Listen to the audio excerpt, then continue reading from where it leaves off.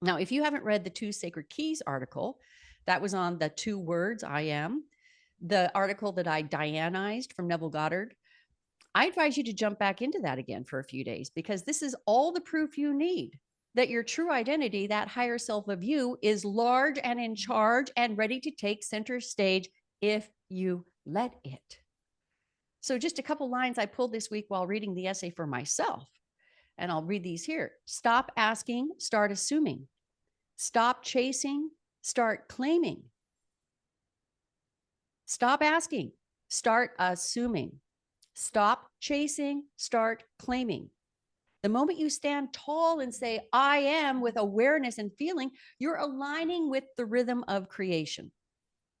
That's what you were doing when you wrote those ripples, not waiting for it, but glimpsing it, seeing it as you. So the moment you write, in my highest potential, my business impacts, blah, blah, blah, you're not journaling a wish, you're selecting the state of being, the being your higher self already knows how to be. Now, remember in the Two Sacred Keys essay, Neville or I wrote, I can't remember which one of us was, the day I said, I am worthy, I am powerful, the universe leaned in and answered, yes, you are.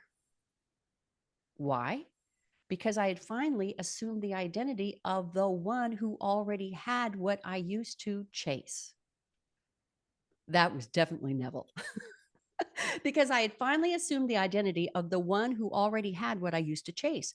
It's the chasing part, the outside of us part, the separation part that was impressed upon us years ago that usually trips each of us up along the way.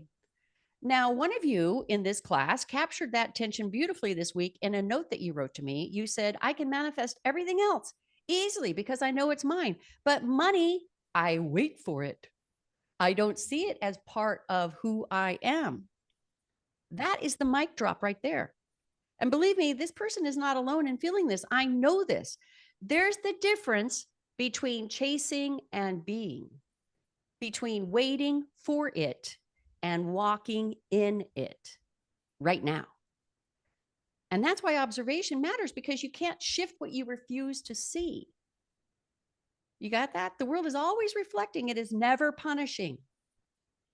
And in the Two Sacred Keys essay, you do not receive according to what you want, you receive according to what you are in harmony with. The universe is not punishing you, it is simply reflecting you. Reverend Michael Beckwith said it perfectly last Sunday in his sermon. He said, you don't get what you request, you get the vibrational result of your resonance. You don't get what you request, you get the vibrational result of your resonance. So, how do we change that resonance? How do we choose what we want the universe to reflect?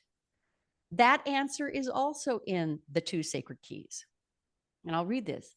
The effort you once poured into trying, striving, and controlling must now be poured into imagining, feeling, and aligning. And later on page 13 of that essay, I got to say that again, imagining, feeling, aligning. Later on page 13, your imagination is the eye of God within you. It is the divine faculty by which you see beyond what is in your matrix world and glimpse what can be in your highest potential world. And not just glimpse it, but enter it, live in it, embody it. When you imagine something vividly, and you do so from the end, not as a wish, but as though it has already occurred, you shift your entire state of being. I know that all of you are doing this right now. Ask yourself, who would I be if it were already done? How would I think, feel, and walk through life?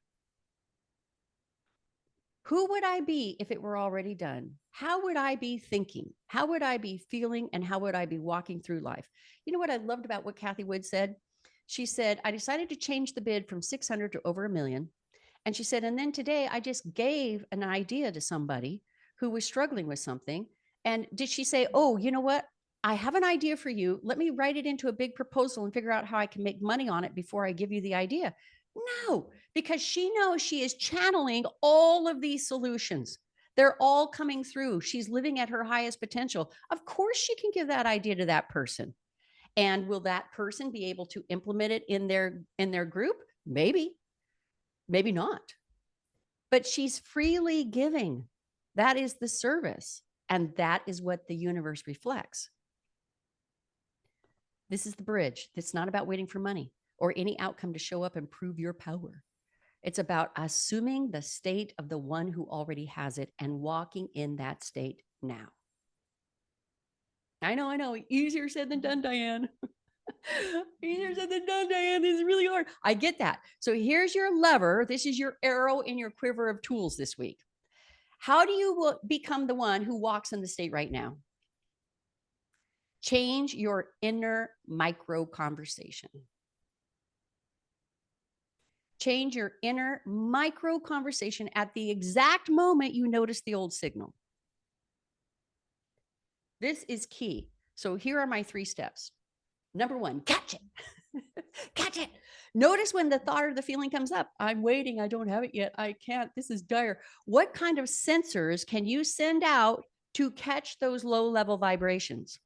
You know what I think would be a great idea? Louise was telling me something about her spirit guides this morning. And I thought, you know what? That is such a great idea to keep remembering that you've got the spirit guides. Well, tell your spirit guides that they are on your baseball team and they are in all the positions on the field, the outfielder, the infielder, second base, all those best shortstop, all of those people. And they are in charge of helping you catch the low level vibrations. And going, oh, I got one. I got one over here. Right? I mean, did you see the one last week where the guy caught the ball in his knees, between his knees? That was amazing in baseball. Okay. So maybe you've got someone way out in the outfield and you're like, oh, I'm going to send this idea out. I'm not even thinking about it. And he's like, rah, rah, rah, and he finally catches it between his knees. Okay. So use those spirit guides to help you out. You know, I like to think of it as like your car's dashboard, right? I mean, you don't wait until the engine blows to realize that there's a problem. A tiny light flicks on, the tiny micro conversation, you know, the tiny light, low fuel, check tire pressure, or that dreaded engine light that comes on. I mean, I always have to look that one up. I'm like, what does that mean? It looks like a devil with horns. These low vibe thoughts work the same way. These micro mini conversations, they flicker first as small warnings. Now, typically our dashboard lights get more immediate attention and heart flutters than do our low-level vibe frequency alarms, which is so wrong. I mean, come on. As soon as one of those warning lights blips on your dashboard, it has all of your attention, riveted attention in some cases. Like the day I drove over a downed highway sign on the 405 and all 4 of my tires immediately told me they'd given up the ghost and I had mere minutes, maybe even seconds to get to the breakdown lane of the 8-lane freeway. Your job is to notice the light the moment it pops up, not keep driving until you're stranded on the side of the road in the middle of the night with some dude wearing a hockey mask pulling up next to you, offering you a ride.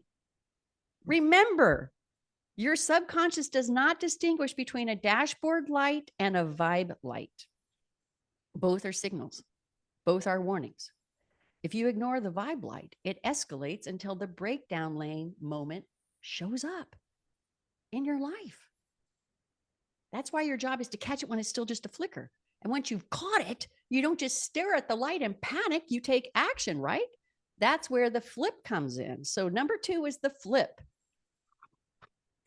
I say replace it immediately with a short I am assumption, aligned with your true identity. I am the one who commands wealth with clarity. I am the one who is powerful. I am the one who is powerfully changing the world. I am. Now, where do you drum up all these handy I am statements to help you in this DEFCON 1 moment? Your nightly abundance power pack. That's number 2 on your sheet. What I am keeps showing up there consistently. What new I am surprised you the first time you wrote it? Why do I keep stressing the importance of your nightly abundance power pack? Because it's your toolkit. That's your extra gallon of fuel in the red plastic container thing in the back. You've already stocked the glove compartment. You've already filled your quiver with all the right arrows. You've already got your little knapsack filled with trail mix and extra water. I don't care what metaphor you use. Just pull one out and use it in the moment. Flip. Then anchor it. Pair it with a 30-second visualization, a 60-second visualization, especially if you and your will have signed the contract to do this thing together. A visualization where you see yourself acting from that state, signing the deal, leading the meeting, booking the client, paying with ease. Number 3 is anchor. Now, where do you drum up these handy visions of acting from the state? Where do you drum up the anchors? From your nightly abundance power pack. That would be item number 6 in our 7 days to manifest money exercise. I'm asking for seconds here, folks. Seconds every day. When you hit that warning light and you feel that warning light, give yourself 30 seconds to bring that into space and time. Or do it 3 times a day. Like Louise, she sets an alarm. Don't wait for the thought to appear. Install this as a discipline. The repetition, it rewires your resonance. Okay, so for those of you taking notes, action summary here. Dashboard flicker, catch it, flip it with what I am, and anchor it with your abundance power pack. Anchor it with the vision. If you don't want to write all those words down, just write this. Catch it, flip it, anchor it, drive on. Catch it, flip it, anchor it, drive on. Now, this may sound like discipline, and it is, but I prefer to think of it as engaging your will, and that does not have to be dreary. I mean, you are bringing in the highest potential of you. You're not trudging through some boot camp. You're rewiring the signal that the universe is reflecting back to you. The second you flip the switch, you move from chasing to being. And if you want proof of how powerful that shift is, Hollywood has been sneaking it into scripts for decades. I mean, think about it. Those unforgettable movie moments when a character finally stops wishing and stops dodging and stops apologizing, just is. That's resonance snapping into place. That's the signal becoming clear. Okay, so let me lighten it up for a minute and take a look at a few of my very favorite examples of characters stepping into their highest potential. In The Matrix, I got to mention The Matrix, Neo doesn't just dodge bullets anymore. He stops them midair with one hand. That's not trying harder. That's being the one. That's understanding that he collapses the wave. He is in control. How about in the movie A Star is Born? Allie, she steps out from the wings and unleashes her voice in Shallow. That's the moment she stops playing small and fully embodies who she is. And then for today's show, here's my favorite example from Hidden Figures. So I don't know if all of you have seen Hidden Figures. Quick context before I roll this clip for those of you who may not know this amazing movie. Hidden Figures is based on the true story of 3 Black women, mathematicians at NASA in the 1960s. Women whose genius was largely overlooked because of their race and their gender. And a woman by the name of Katherine Johnson, the woman in this scene I'm about to show you, this is all a true story, was called a calculator. This is before they had the big IBM machines that calculated for them. She was the only woman accepted, not really initially accepted, but in a room full of men working to calculate the trajectory that would put the astronaut John Glenn into orbit. For years, she had been brilliant behind the scenes, but in this moment, everything changes. She argues it by standing in front of her immediate boss, who doesn't want to have anything to do with her being a woman in the show, in the deal, and he wants to take all the credit for her calculations. And Kevin Costner is her big boss, and he comes in and says, "What's going on?" And she says, "I can't calculate the trajectories unless I'm actually in the room and I know what's going on with all of your engineers in there." And the other guy's like, "Well, you can't have a woman in there, you blah, blah, blah." And Kevin Costner's like, "Look, let her in." So he says, "You can come in, but you have to be quiet." And she goes, "Okay." So she comes in and he sits her next to him. And all of the men are like amazed because there's a woman in the room. And and probably a Black woman at that. And so they're talking about the numbers and no one can come up with the numbers. So she kind of pipes up and says, blah, blah, blah, blah, blah. And they all kind of look at her and then they're like, well, how are we going to decide? I mean, how are we going to know if it's 20 miles in the ocean here or 20 miles in the ocean here? And Kevin Costner hands her the piece of chalk to go up and calculate it on the board. So she walks up in front of all of these men and starts calculating the trajectory, blah, blah, blah, blah, blah, blah, blah, blah, blah, blah, blah. And they're looking at her like, good heavens. And so she comes down to the bottom of the chalkboard. She circles the number and she goes, this means that you'll be 20 miles outside of the Bahamas and it'll be on this map, this longitude and this latitude right around here, give or take 20 miles. And they're just stunned. They're absolutely stunned that she managed to do all of that because most of them in the room couldn't even begin the first line of calculations. All right. It's an amazing movie to watch. So she won the second she stepped into her power and insisted on being in that room. That was the resonance shift. She was no longer waiting for permission. She was embodying her place at the table. And this is what happens when you step into your true identity. Now, if you see the clip, Catherine didn't expect to take center stage. He told her, you can come in, let's get her a chair. She can sit next to me. Don't talk. He told her to stay quiet in the room. And he's the big boss in charge of everybody. But once she had aligned with the identity of the one who already knew the answer, the quantum field collapsed around her. The men in charge thought they were leading, but they were actually doing her bidding. That is not force. That is the law of vibration aligning with her and the quantum field collapsing in her favor. And here's the kicker. Catherine didn't become brilliant in that room. She already was. Any situation, any circumstance that you're walking into isn't about you becoming brilliant. It's about you already being brilliant. And the chalkboard moment wasn't about proving herself. It was about revealing what had been true all along. This is your moment too. This is your moment too. You already wrote it with your own piece of chalk. You already saw what your world and your business look like at your highest potential. This is why I asked you guys to do this assignment. You don't need to wait for permission or proof or perfect timing. You walk in it now. Today, not next quarter, not when the bank balance looks right. You live like Catherine. She stepped into the room and she lived her highest potential in real time. So, just like Catherine, she took the chalk. Take the chalk in your own life. Make the decision, step forward, let your resonance collapse the field in your favor. That makes sense? So here's my assignment for the next 7 days. The next 7 days. You've already glimpsed your true identity. Your assignment is simply walk in it for the next 7 days. See how many decisions you can make from that state. Speak from that state. Approach every opportunity from that state. Carry yourself from that state. And for God's sake, stay on your nightly abundance power pack from that state. Nightly, don't skip. That's where you stock your toolbox of I ams. That's where you stock the visions that you pull from in real time. So this week, your chalk moment is every moment. That's your assignment. Live your highest potential deliberately in real time.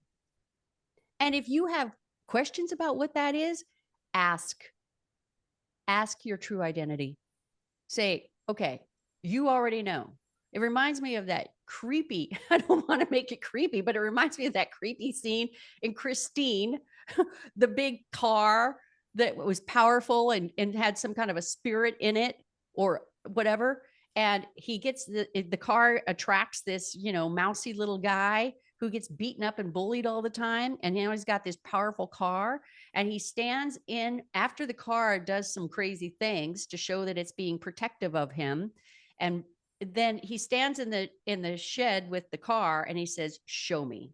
And the car goes ring and the lights come up, the headlight does its thing and everything begins to change. Show me. Ask your true identity. Show me. Because the true identity that you observed on paper this week, hopefully, when you did your highest potential for the business in the world, that's not a someday you, that's you now. And the more you accept this and live from this, the more the world aligns to you. It doesn't blame you. It doesn't bully you. It doesn't keep you out. It doesn't shut the door in your face. It hands you the chalk. So I want you to be writing it, observing it, and claiming it. And we need to lock it in your body, in your subconscious, in your resonance. So I'm going to give you a rallying cry. These are not affirmations, these are activations. When you're doing these activations this week, I want you to say them like Catherine, taking the chalk. No hesitation, no apology, full embodiment. First one, I don't wait for my highest potential. I walk in it now. The future me is the now me. I am my highest potential in motion. I am taking the chalk. Okay, so here's my question. Do I wait for my highest potential? Your answer is No. I walk in it now. And who am I? My highest potential in motion. And when? Now. Very good answer. And when the moment comes, you say, I take the chalk. I take the chalk. That's it. That's the frequency. You step into it, you speak it, and now you carry it out of here. This week isn't about waiting for your moment. This week is your moment is every moment. Walk in it, live in it, and when the chalk is in front of you, take it. Take it. You asked for it, take it.